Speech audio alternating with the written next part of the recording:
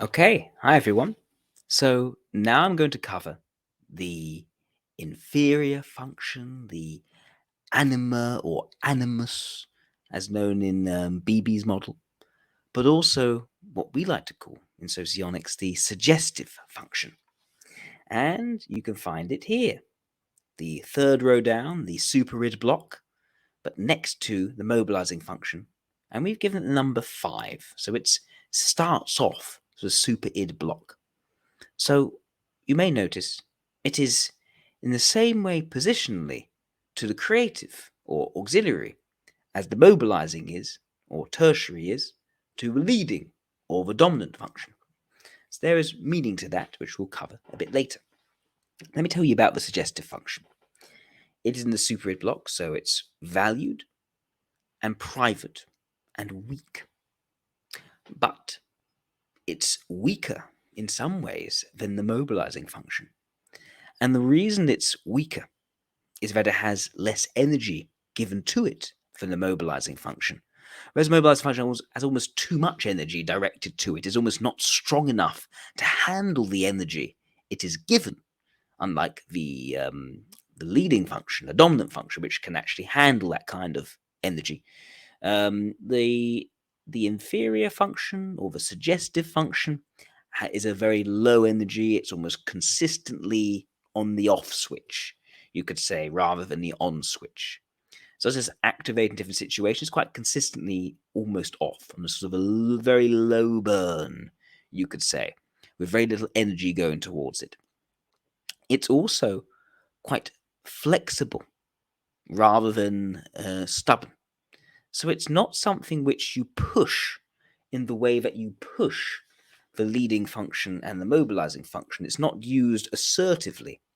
It's actually used quite collaboratively, like the creative function is used collaboratively. The problem is, and this is why this is sort of weak, whereas the leading function, right, is the first one in the block, it is meant to be in charge of the block. And it is acting assertively as one you would expect if it's meant to be setting the needs, right? And the creative function is flexible and professional and willing to fulfill the needs of the leading function, right? You've got a sort of swapping of roles going on here in the superid block. And why is this? Well, it actually starts with the suggestive function. The suggestive function is very sort of impressionable, you could say, and doesn't quite know what it's doing, what it really wants, what it really needs. It's like, I don't know what I want. I'm not sure. I don't know all this stuff. It's all so confusing to me. What do I need? So it's not really setting the needs properly. It's not really taking charge of its block. It's too weak to take charge of its block, essentially. And the mobilizing function is a bit too, big for its boots, essentially. It's like, oh, well, I'm going to sort it out. I'm going to show you how you do everything. I'm going to sort it all out for you because I'm really, really good at what I do. Only it's not good at what it does. And it's going to fall flat on its face and do actually quite badly.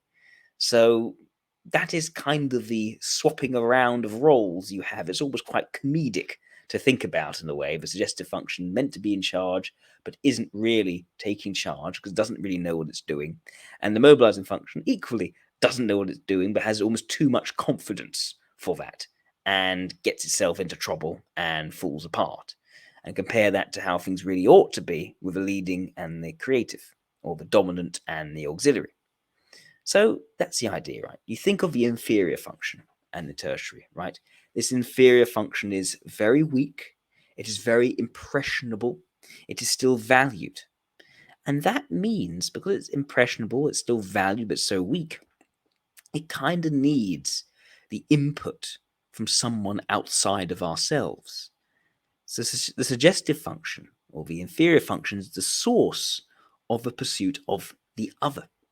I think there's a reason why Jung called, right, the animus or the anima is always the opposite gender, you could say, to the self, right? If we are male, we have an anima. If we are female, we have an animus.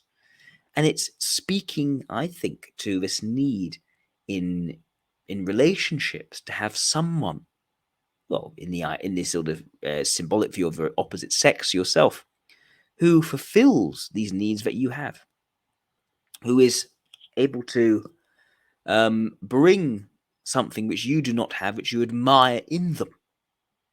That is the idea of this suggestive function, inferior function. You are weak in it, you actually do value it, you actually do need it from someone else.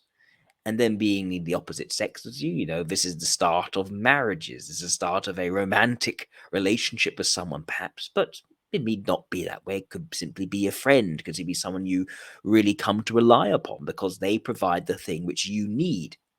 So, in a way, whereas the mobilizing or tertiary function is the thing that you kind of want to, you can kind of step into. You've got a confidence, even if it might not be entirely well earned. You have a certain sense of, oh, I can take this on. I could try this. I want to show to the world I can actually do this. A sort of fragile, almost temporary confidence, you could say. A bit like a child first riding a bike and then, crashing his bike and, scraping his knee, right? You got that kind of idea for the mobilizing or child or tertiary function.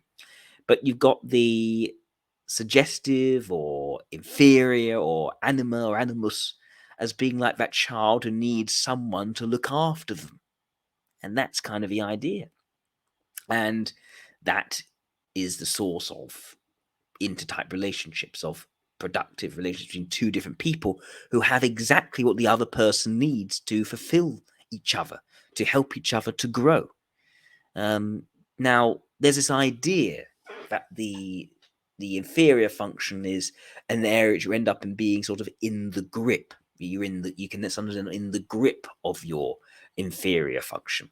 Now, I think this is a misunderstanding because in the grip is seen as being a sort of negative sort of takeover of the opposite of yourself in the world when you're under a great deal of stress. I've never observed that to be the case. And it's often speaking of a suggestive sort of negative, very sort of unvalued way. The suggestive function is valued. If you don't think it's valued for you, you might not actually be that type you thought you were, right? Because it's very easy to confuse types in terms of the P and the J. It's very easy for an ENTJ to actually be an ENTP and vice versa. More so the other way around, I should say. More easy for an ENTP to actually be an ENTJ. And what they saw was SI in the grip is actually SI in the different function, which is not valued, right? Because you think about it this way, right? You say, if it's in the grip, okay. So what's the point of all these shadow functions which BB was talking about, which essentially do is perform a similar sort of role? So you've got to really sort of separate this out. Is it valued or is it not valued? Is it a positive thing for you? Is it a negative thing for you? And that's different to being something which is strong or weak. Something can be valued but weak, and therefore you could need some help in it or a bit of guidance to help you do it yourself if it's more of a mobilizing or tertiary function. When it comes to inferior suggestive, no, this is something you do value, you do need, but you need a lot of help in it. You are kind of like a baby in this area, and someone else can provide that for you. And that is why you admire certain traits in others which you don't have in yourself. So that's the point of the suggestive function, right? It's the thing which you need from others. It's not some sort of malignant, almost unconscious thing which is going to take over you in your moment of stress. No, that's not the point.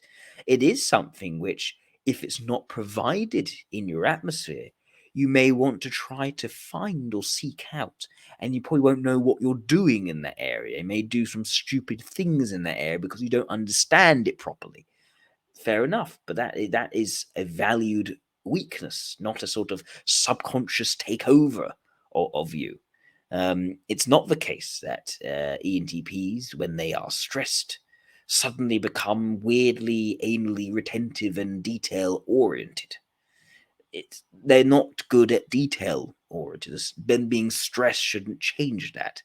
They may, if there's a need to complete something well, they may force themselves to become more detail oriented in that particular moment. That's not suddenly the grip taking over. They just don't want to make a mistake, as almost any type would not want to make a mistake. How do you distinguish between that in the gripness and just a type but wanting to make a mistake because there's a lot riding on them getting this thing right or perfect? So it's not quite right. And ENTPs don't have this sort of extra sweating the details, a sort of overly rigid way. The whole point of a suggestive function is actually very flexible and fluid. It is going to be yielding to the input of other people. It is not stubborn. It's the mobilizing or tertiary function is stubborn. That's the thing you're going to try to say, oh, I can do this. Oh, I don't like you telling me how I'm meant to do this. I'm going to do this for myself. I'm good at this area, even though I'm actually not. The suggestive function is more like, oh, help me. I have no idea what I'm doing. Please help me in this area. That's what the suggestive or inferior or animus function is. All right. I hope that helped. Speak soon.